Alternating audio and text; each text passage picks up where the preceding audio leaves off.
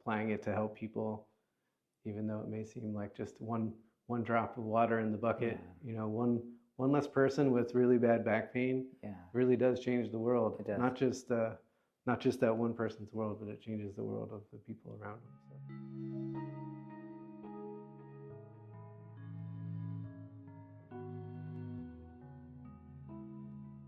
Welcome, friends. We are joined here with a lovely body worker. I didn't even ask you how I should introduce you. How should I introduce you? That's all right. Introduce yourself. My name is Zachary. Zachary Brems. And he is a fantastic practitioner of a number of different arts, constant researcher, philosopher, troublemaker, and he has some wonderful perspectives to share with those of us who are on the healing path. And I thought it would be wonderful to share those perspectives with all of you.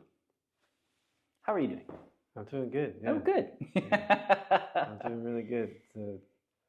We just finished this 10-day practice retreat, doing lots of Gong practice, Tai Chi practice, meditation. Yeah.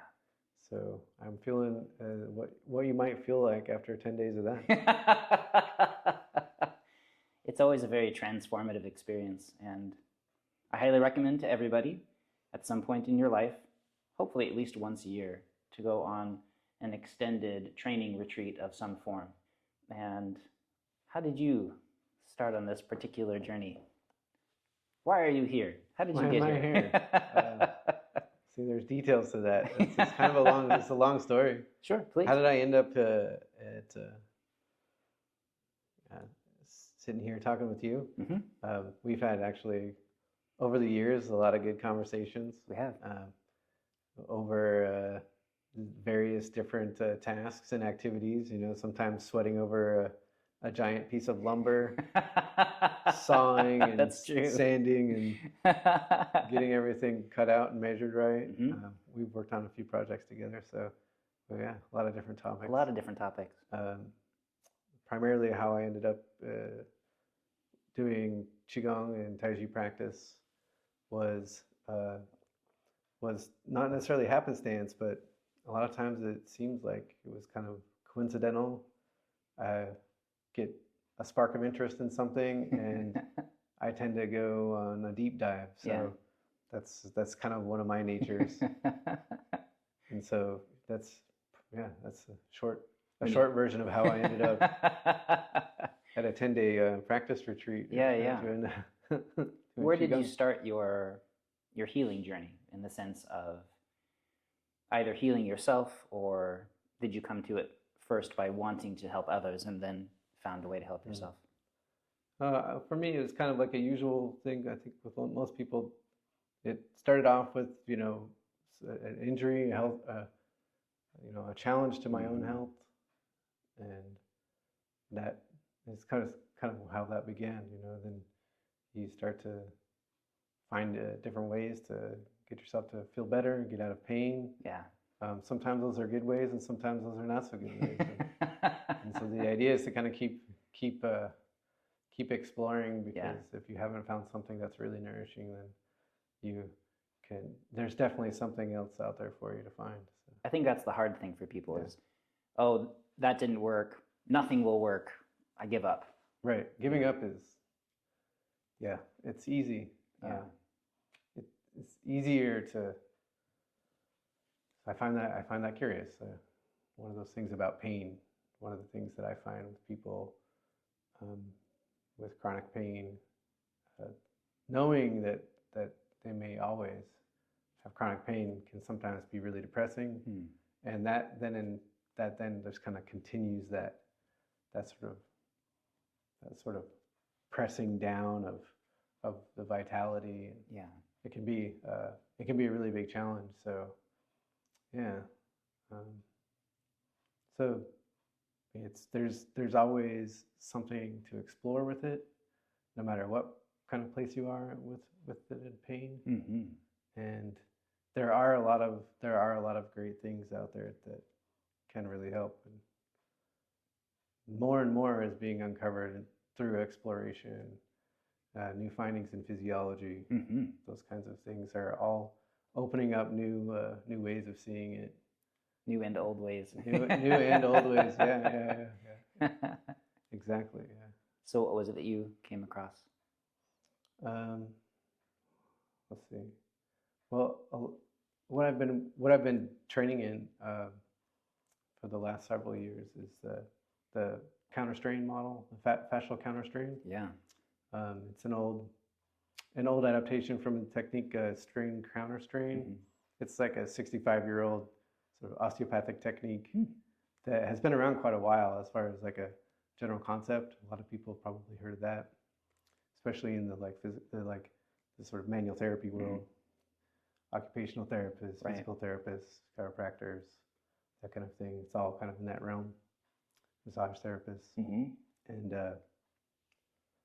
so the sort of modern new adaptations to it, the fascial counter strain model is really interesting. It's got a lot of great things to offer for people that have been suffering with chronic pain, stuff that maybe had been around for quite a long time, like old injuries, that kinds of thing. Yeah, it's actually kind of an interesting thing because as we would expect, things would evolve with therapies, and things change based on new ideas of seeing things, new paradigms. And like you said, oftentimes those new paradigms are still reflecting some of this old knowledge and or ancient wisdom. Right. Those kinds of things, like what we find in some of that Qigong practices and those cultivative practices typically have a lot of that stuff embedded in there that are, there's a lot of things that can coincide. You can take a look at it and see where, oh, well, that makes sense here too. Right. You can apply that to this, and that really unlocks this thing I was struggling with. Yeah. I find that actually with the Gong practice quite a bit. Do you want to explain Gong practice? Oh yeah.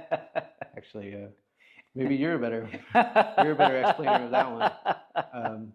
So if you've been following any of the John's stuff already, you may already know about Qigong practice, and I refer to it as Gong practice. I guess that's just kind of a short sort of abbreviation to those Qigong practices that are typically used in Taiji. All right, that's kind of what we've been doing. They kind of be seen as methods of training, the little intricacies in the Taiji form. Yeah.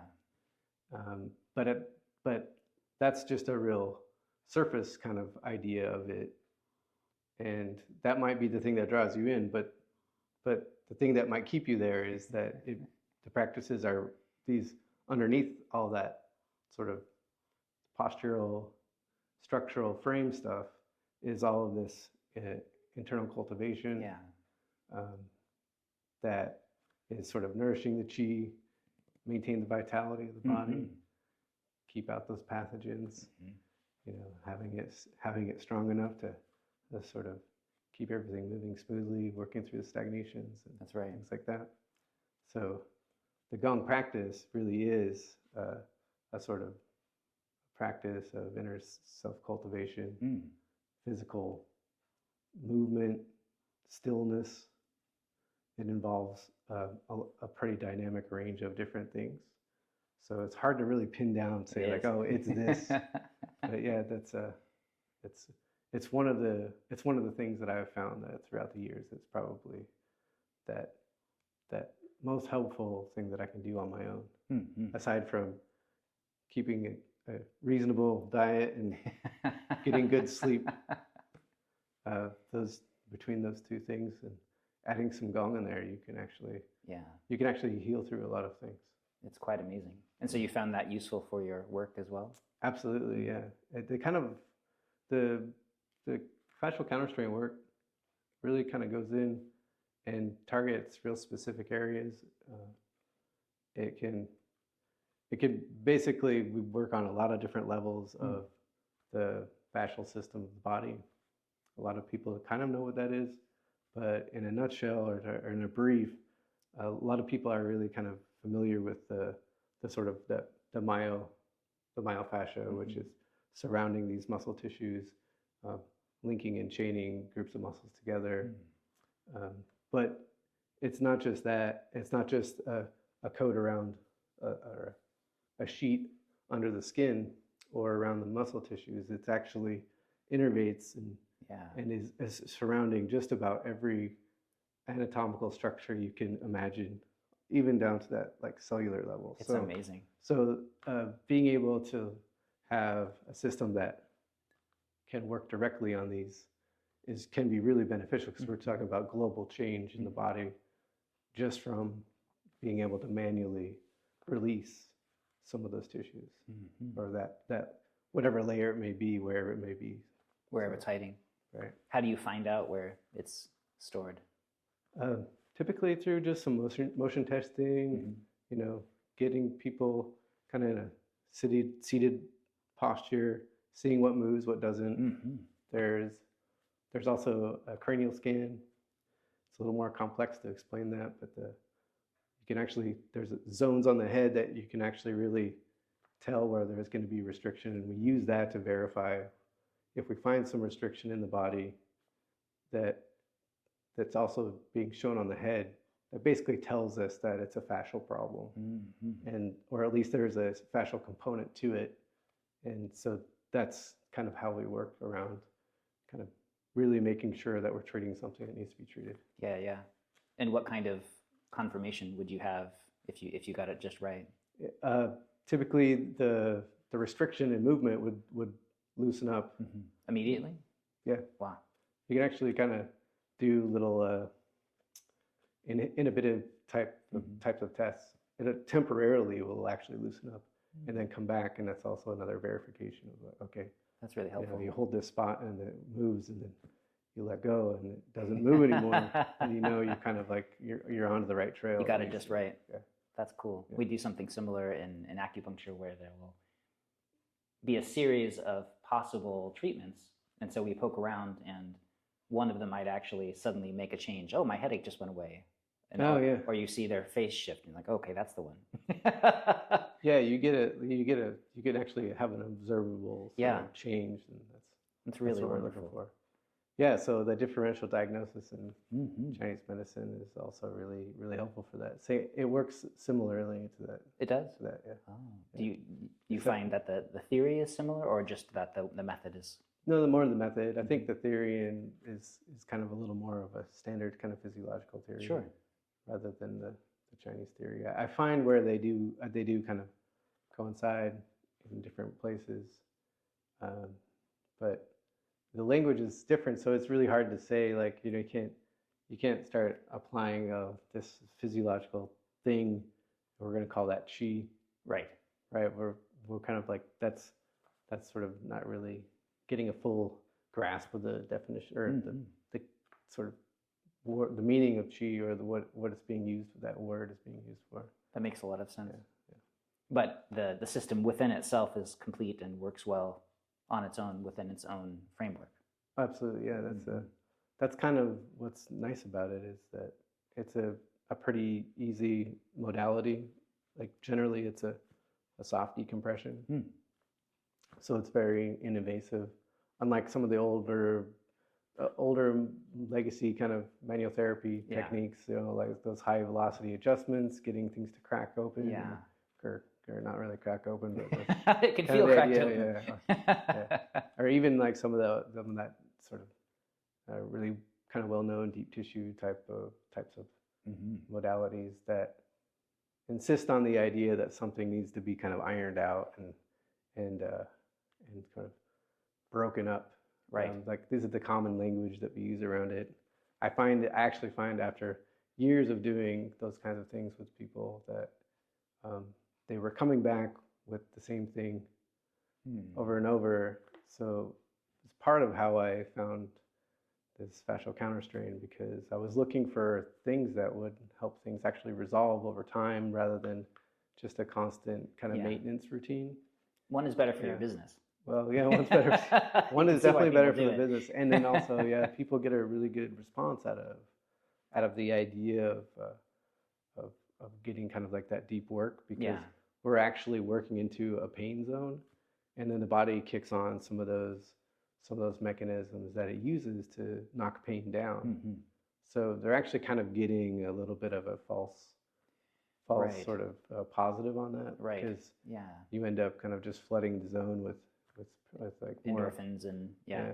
exactly. And so they feel better now, but they didn't actually make a change. Yeah, it doesn't. They will feel better even maybe for a day, but then oftentimes it'll come right back, or that like whatever that thing that did get moved, it'll kind of stack up in tension in another way. Right. And then now it was this, and then it changed to this, and it changed to that, and we're kind of just like sort of pushing the pain around but not really getting it out of the body. That's right. Yeah, that makes a lot of sense. It seems like a lot of the more holistic therapies, they are willing to look to see what the actual cause is and then try to heal it rather than just to fix that. Oh, it hurts here, fix that. Yeah. And people will come in and say, hey, fix this thing. Well, yeah, that's what you want. Yeah, that's. I want this gone. I want this gone. So how do you find it useful to educate people about, okay, I'm happy to work on that, but really what we're looking at is something else?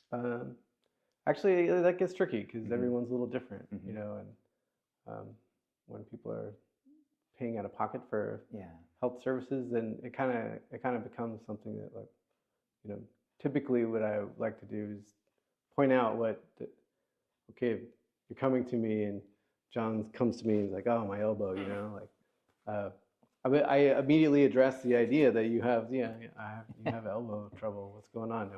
Have you been playing tennis? Yeah. You've been playing golf a little more regularly than you normally do, or this kind of thing, you know, kind of try to get to some of the focus on it, but then at some point really do kind of see what segment along the spine is really going to be doing something for that elbow, and then that's how we kind of like then can go from the symptom to a more central kind of place, and then from there maybe really cause some sort of lasting change rather than just putting some patches or some things on your elbow and then sending you off and then coming back next week. And next week.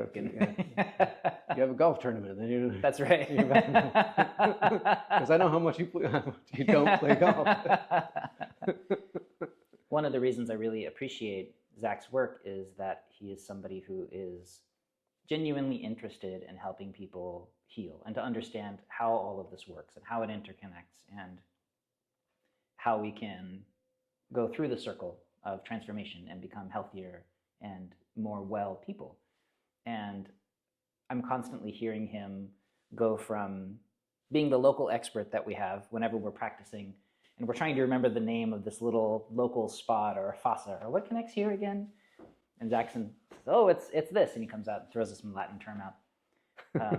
To being the guy who will understand how that then relates to movement and relationship and other aspects of our lives. And to have that sense of a holistic picture, I think is really important in a healer. And so one of the reasons I wanted to interview him and share his voice is because many people, they only ever get to see healers that they're only interested in you coming back next week so they can put the patch back on and make you feel better and they'll make their dollar and to, you know, fair enough, pay their school bills or something like that. Yeah.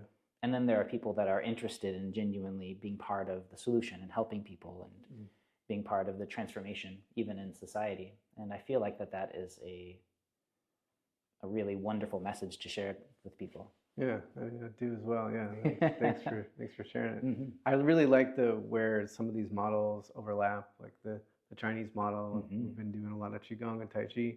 This is sort of like that's a pretty big exploration in that sort of classical Chinese medical model, and you know, taking some of what I know from that sort of physiological world and the sort of nomenclature of physical therapy and those kinds of things, and finding where those really do overlap, not just in, this movement, well, in theory, helps physiology in this way, but seeing and actually experiencing where a lot of that just actually really lines up in a way that kind of can blow your mind. You kind of go, oh, when I release this piece of tissue with someone on the table, and having a lot of this work done myself, or I'm out doing like Gong practice, and I have like the same sensation happen when I'm doing Gong practice.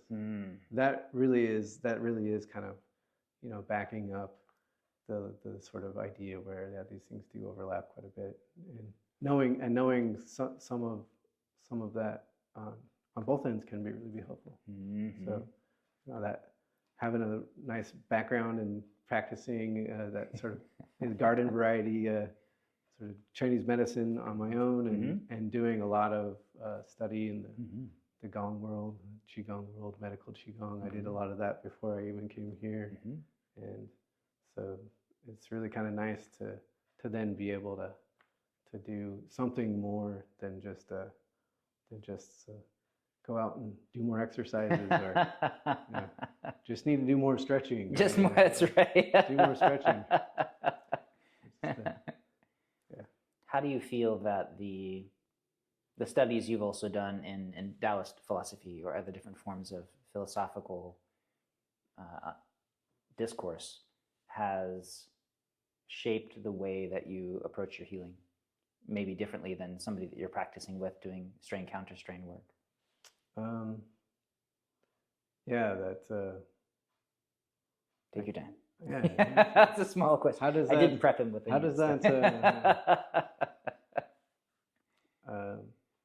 I think just approaching people with that readiness to help in a compassionate way, right? We learn that in like the classic philosophies of like the Confucians and Taoists and Buddhists, that, you know, approaching people with compassion and having an actual real desire to be at peace and help.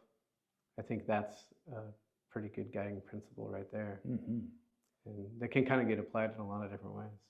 So applying it to help people, even though it may seem like just one drop of water in the bucket, you know, one less person with really bad back pain really does change the world. It does.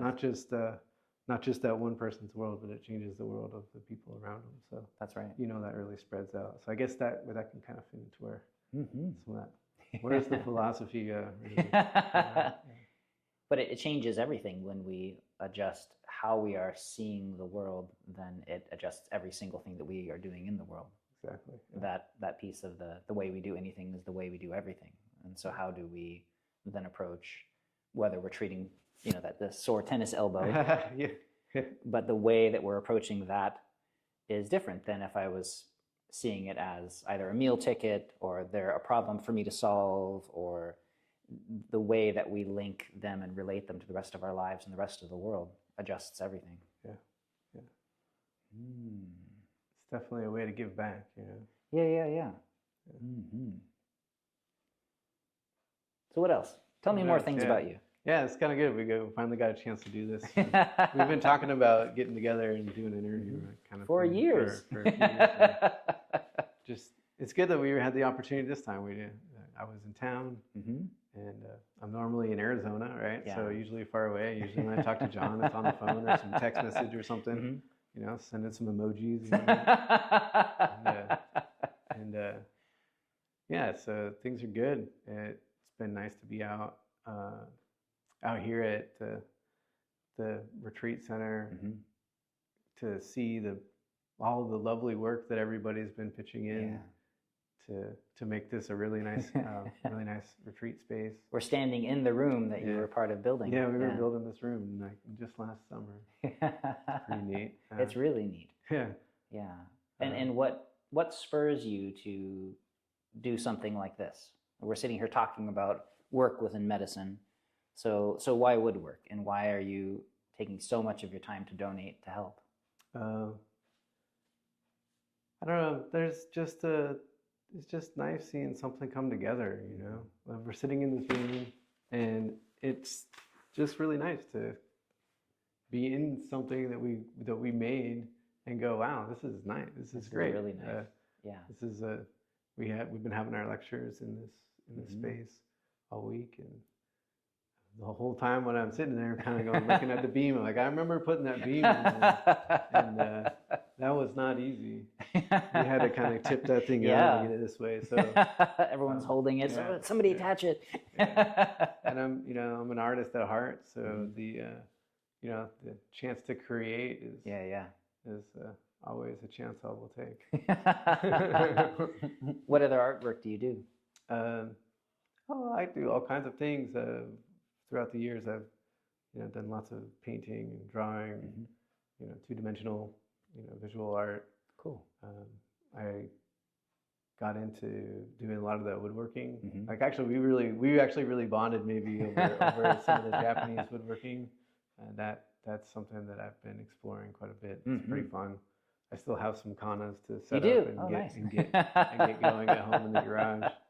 I always have 100 projects that are they're kind of on the drawing board, and then maybe 200 that might be in the garage that are not complete. But yeah, it's kind of just fun to tinker with those things. Do you find that there's a relationship between all of the arts you enjoy or the projects that you're putting together, or are they truly random? It might be both. There might be just random coincidence that there's some relation. I guess it's just nice to be in that process. It's nice to be in the process of kind of putting something together, or just kind of making something a little nicer, refinishing something. It can actually be more work than making something new. That's true. But the value in seeing something transformed can sometimes be just worth all the extra effort. That's right. I sanded some chairs and restained them, and like kind of got them looking a little better, kind of thing. And that took several years, I think, to get all of them done. Yeah. And now they're some nice chairs. So they didn't start out that way. They didn't start out that way. Yeah. Wasn't repurposed, just redid it. It's still a chair, but now it. But that willingness to make it a little better and to put your effort into it and makes it beautiful. And, So one of the things I like to share with people when we bring various experts on is how you might recommend for the number of people here who are dealing with, for instance, back pain, different kinds of back pain, not from any particular cause. Have you noticed any particular things that you would recommend kind of en masse to people, or something very particular that might only help one person, but that you recognized has helped somebody that you've treated or in your life or in your own body? Oh, yeah. Probably, how about three things? Is this like share food? Three things. Three things. Three things. The having good food, good nutrition, really good sleep. Nutrition. Getting really good sleep can do a lot of things. And then specifically with back pain, that stillness type of practice. This can kind of go down a little bit of this really is like can get into a focal type of conversation, because there'll be lots of variety of what you might need and depending upon your condition. You might need to be sitting in a chair, not sitting on a mat. Right. You might actually need to be standing even in the beginning, or whatever thing that you can do that keeps you in less pain than those other things. Like if it hurts to sit, then on the mat, then try a chair. If you find that to be like an increase in pain, then maybe try standing. Yeah.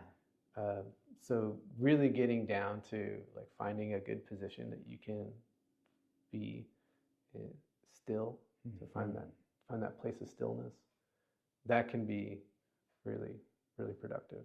Very. So those three things probably would be the general. There's oftentimes I'll get people that have a real common kind of like lower lumbar kind of thing going on, and typically they focus on what's back here. And what we learn even in Gong is that there's this stuff up front that relates quite a bit to how this is feeling. It all relates. Yeah. So if there's something really cute with that, I'll actually recommend that people lie back on the floor and put their legs up on a chair or elevate those knees in a position that takes all of that tension off. And it gives them the sense of, okay, what does it feel like to let go of the front of the hip? What does it feel like to soften the quad, as we would say? And that, just that little bit can, for 5 minutes can like take that pain load off. And 5 minutes of that, your body gets to pump out all of those pain cytokines that are telling everything to like contract and cause more pain.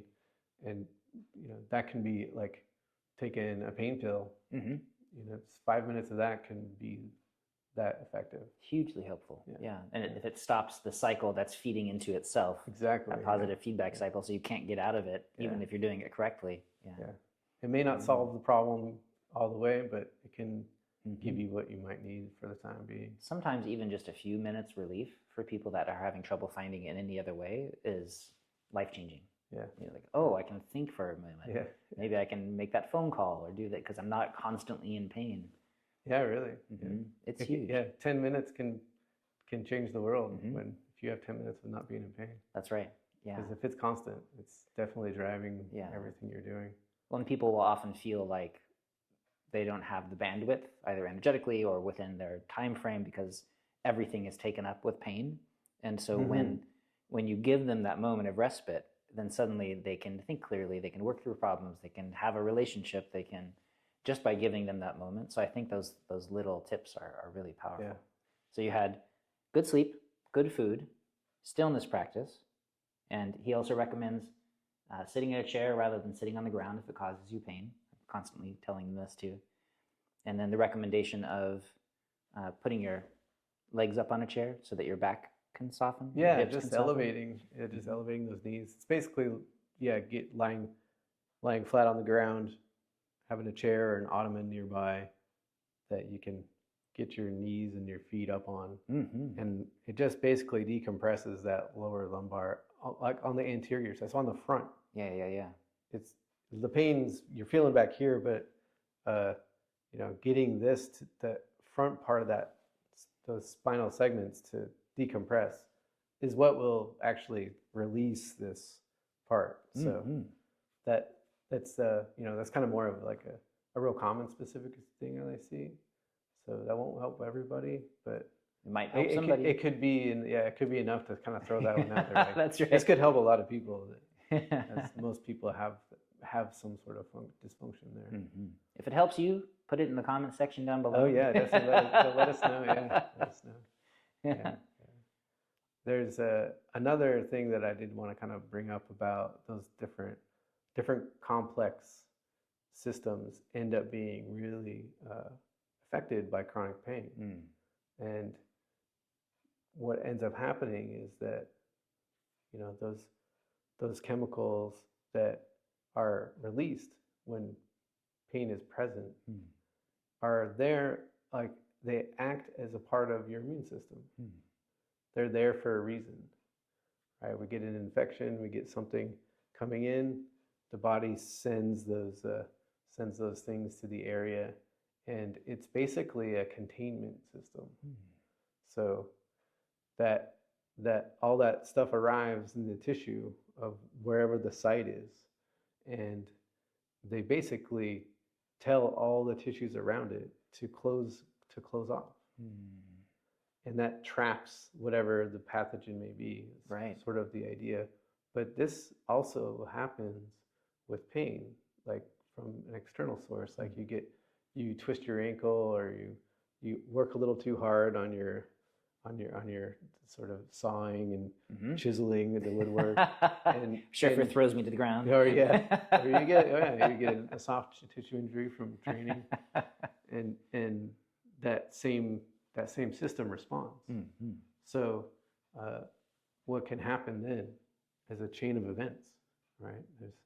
Now we kind of get into that pain cycle where, okay, this stuff gets contained. If whatever dysfunction continues, and typically the the tissue can relax back open, and the stuff gets pumped away by all the like pre-lymphatic tissues, drains it off, and blood can then get in and re-nourish that. And like that's kind of the healing process, right? Makes sense. So yeah. if oftentimes we get a dysfunction where that doesn't open back up, that doesn't soften, that doesn't song back up, and it gets trapped there. And as it's trapped, it kind of continues that start of keeping those things contracted, keeping them closed off, continuing to do that. Then the other cells start to transform from that process. Like I'll get a little orthopodic here, the myofibroblasts are a type of cell that actually start to turn into scar tissue, and they ossify, right? They can actually harden, they can attach to whatever structures nearby and pull tight. Is that a dysfunction or part of their function? It's their function. And so in this idea of dysfunction, them functioning properly, like what they would normally do would be like closing wounds or like protecting other supportive tissues. Certainly, yeah. When there's an injury, they actually start to then to kind of create more dysfunction. Yeah. Because if something's pulling on it this way, then that means up the chain something else is getting pulled. That's right. Then if it triggers more pain, now you have that happening here and happening over here, and then that creates a whole chain of problems. If you're pulling on my shirt, it starts to tighten here, and this doesn't sit right. My mic falls down. Yeah. So that's kind of like physiologically kind of sort of what is happening in there. Yeah. So that then, because of the several folds and layers of tissue we have that's surrounded by this sort of fascial sheath that has lots of communicative types of properties. It does. Lots of fluid can move through there, right? It's a kind of more of a plumbing system than a wiring system. Right. And that then becomes you could get more of these chronic problems, like people with lots of IBS, people with lots of chronic headaches, other things, the food allergies, lots of these things that could actually seem like they're a symptom of one thing can actually really be just from having that dysfunction, that sort of chronic dysfunction of interstitial inflammation. That makes a lot of sense, which is cyclic. It's creating itself. Yeah. So how would you disrupt that cycle or heal that, open those doorways? Oh, you just manually kind of decompress, locate and find where those layers are. It might be deep in that sort of like that mesentery has a lot of like ground to cover, and that commonly gets to be a place where people that have lots of chronic digestive types of syndromes a lot of times can actually be maybe from something else, but also like it's actually has now an element that's fascial because of all that inflammation that's sort of constantly being sort of created there. And so we'd find the location, find out where it's at, and generally it's just a soft sort of positional decompression. Something giving it space to do what it needs to do. Yeah, kind of like you can imagine like you have like a spongy layer or like a kitchen sponge, a stretchy one. And if you stretch out the whole thing, the little pockets and cells will narrow. And if you stretch it enough, they'll actually kind of close together, right? And sort of create a lack of space. And so this is kind of what's happening, where you have these sort of contractual types of things, and dysfunction are actually kind of doing that, closing everything down. Certainly, yeah. So if you just kind of gently kind of decompress it a little bit, it opens up those little pockets a little more. Now that stuff can move out of those pockets, get pumped away, and that helps create the makes perfect sense. Sort of therapeutic effect of decompression there. That makes a lot of sense. So similar to when you're needling with acupuncture, right? A lot of times you're actually maybe even kind of hooking onto that little sheath and getting a little you might be pulling it a little bit just to kind of get a little opening, or kind of getting it to consolidate in a little more, depending on what we're trying to do. Yeah.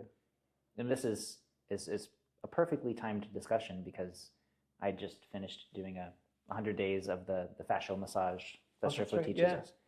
And so we were consistently talking about the nature of the fascia and how it functions and how to work with it and how to allow it to gently reposition, reshape, rather than using force and things. And so I love that you're sharing more about it. Yeah, what a great practice too. That's wonderful. That's something. I guess that could be in the three things. That's the three things. Because that working that outer layer does like kind of end up really affecting the folds and the wraps of where that kind of starts to get in deeper. Certainly, but it makes sense that sometimes you just need someone to be like, okay, exhale, and we're going to help you release this. Yeah, exactly. Yeah. Where would, for the people that are maybe living in another country or they're just unable to come work with you, is there a place where people can find other people doing this kind of work?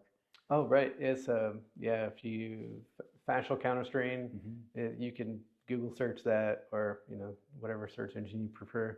There's a website, counterstrain.com. They have like a practitioner directory. That's great. Also the Jones Institute, JI.com, I think is what that is. I'll put all this down below. Those both of those have practitioner directories. That's great. People you can trust. Good. And they do actually. There is quite a bit going on around the world with counter strain. There's a lot of people in Australia. There's some folks in Taiwan. There's some folks in France. And so you ought to be able to find someone nearby, or be able to go to someone. I oftentimes will have people come to me if there's not someone locally they can work with. So. And how would they find you? Online first, and then they can link to you from there. Sure, yeah. They can. My website's fasciagurus.com. And plural, gurus. Yeah, there's not one. And that's the best way to contact me. Yep. Makes it easy. Until the AI takes over. Yeah, wouldn't it be great to have AI like a therapist? They know exactly what you need for some kind of funny reason. It would be amazing if it was helpful and terrifying if it's not. They always seem to know what you need. We know what you want. Yeah. Another thing that I like to ask everybody about, many of the people who follow the channel, they're just new to Qigong, and so they're following the sequence of snake and turtle and diving into this world. Great. And it's wonderful. Yeah, with the Hunyuan base and the snake and turtle shape. And I just have a learning sequence. Take this. What does Qigong mean? What are we talking about with this? What does it mean to release the shoulder? Just those kinds of things. And very often people are brand new, and of course with any brand new practice, there's common hurdles. And so if you were to give any advice to a beginner within this world of either seeking a healer or practicing Qigong or Gong, as he calls it, like a cool guy, then what would you recommend to them?